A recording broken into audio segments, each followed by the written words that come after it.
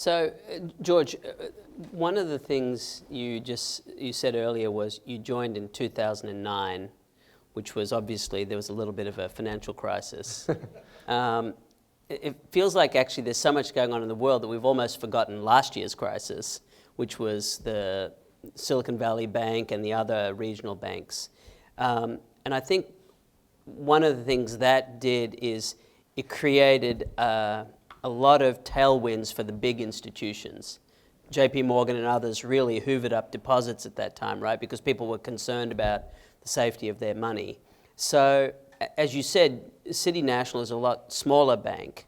So, firstly, can you tell us a little bit what it was like to go through that crisis last year and how did you manage it? But second, what's been the implication of that as you think about what do you have to do to win in this marketplace? Because suddenly, you know, to many consumers, it seems advantageous to go to a big bank, right? So how do you continue to differentiate yourself? So maybe start by talking a little bit about how you dealt with the crisis and then how you're responding to it.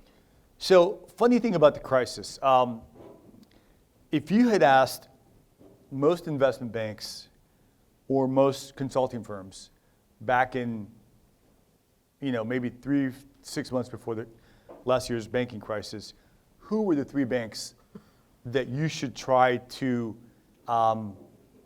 be more like? Silicon Valley, First Republic. Signature Bank, right? So the folks that were seasoned experts in the industry had identified those three institutions as some of the best performing, more innovative, better structured financial institutions in the country. And they failed. So what does that tell you? I'm not sure, but other than, be careful where you get advice from. And it's funny, we have never tried to be like one organization.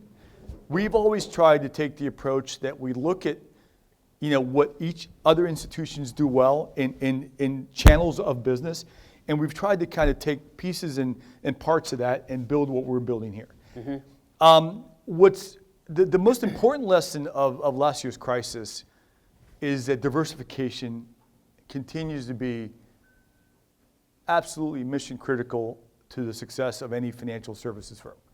You just have to be diversified because you never know where you're going to get surprised. You never know where you're going to have a problem. So if you're heavily concentrated in one area or another and you happen to be hit in that area, you have a problem, okay? That's the first lesson. The second lesson is, banks don't fail because of a lack of capital. Banks fail because of a lack of liquidity, right? They run out of liquidity because everybody decides to take their cash out at once.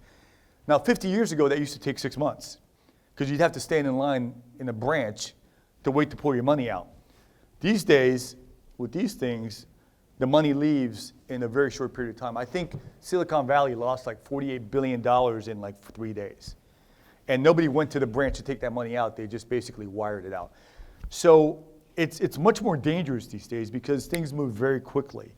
And whether it's gossip, or fact, people react first and then ask questions later. So you have to make sure, number one, that you're well diversified. You have to make sure that the confidence of safety and soundness is well articulated, first of all, to your people and then to your clients, because your people are that first line of defense or that first level of being able to communicate that to your clients, particularly in our business. So, how did we navigate that? Listen, we have always decided to be very proactive during the crisis. And we're fortunate that at our size, it's a lot easier to do so, right? Because we have, let's call it 60, 70,000 clients. We have 1,000 employees. So what we did that weekend is we spent all weekend reaching out to clients. And we called them up and said, we want you to know. Well, first of all, they said, why are you calling? Right? So there's a danger in that, right? If you don't typically call somebody and then you call them, they're like, wait a second, there's a problem here. So we had to deal with that. But we proactively called, thousands of clients and said, we want you to know, here are the fundamental, metrics to our institution. Everything's good. There's a lot of noise in the industry. If you're worried about something, let us know.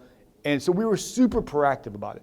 We didn't want there to be any misinterpretation because the media was blowing things. It was a crisis, but there was also a lot of misinformation that was being distributed. So we wanted to make sure that our story was being well received by our clients. And if anybody had questions, particularly our larger clients, they could speak to me, they could speak to our CFO, they could speak to people who really understood what was going on and can talk from a position of knowledge.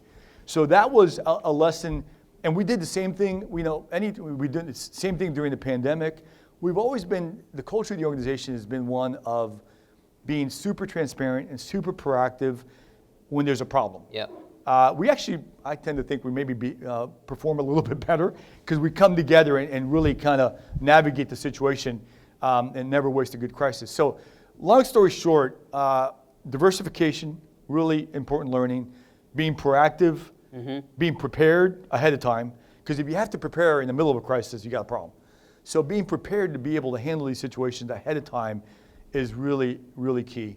And running a good organization. I mean, listen, what happened, some of those were really good organizations that just got caught at the wrong time with the wrong shift in momentum that they couldn't deal with in a very quick way. Yep. And others were just had some real issues in their business model, which created some bad outcomes.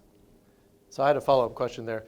This is a leadership event, and you're mentioning, being proactive during times of crisis. So I was wondering, what does it look like to be a leader during those times? Do you bring everyone together? Do you have kind of develop a message to send out to clients and be proactive? How does that look from your standpoint?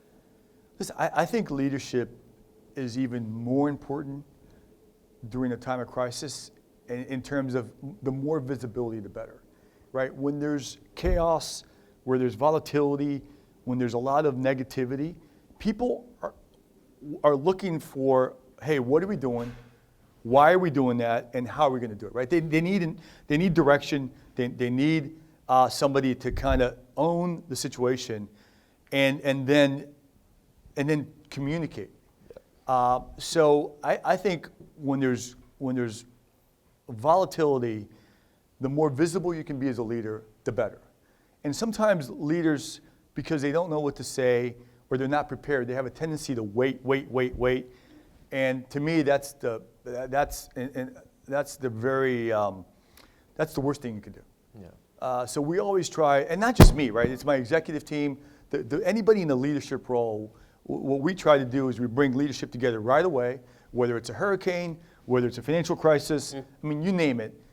And again, this is one of the benefits of being nimble at our size, right? I mean, we're still a top 100 bank in the country, so we're a fairly large institution, but we're not 200,000 employees. Mm-hmm. So we can really kind of shape our actions to a situation in a very intimate way, where people feel like we're in it. And I think the other thing is leading by example, right? When there's a crisis, I mean, we're in it. If we're telling people to call clients, I'm calling clients. If we're telling people to do something, we're doing the same. Because people want to see you in the trenches. They want to see you, right by their side, saying, "Hey, I'm going to go home. You bail us out of this. I'll be back next week." That's not who we are. That's not our culture. That's not the organization. That's not the way I've been mentored, and that's kind of what's worked,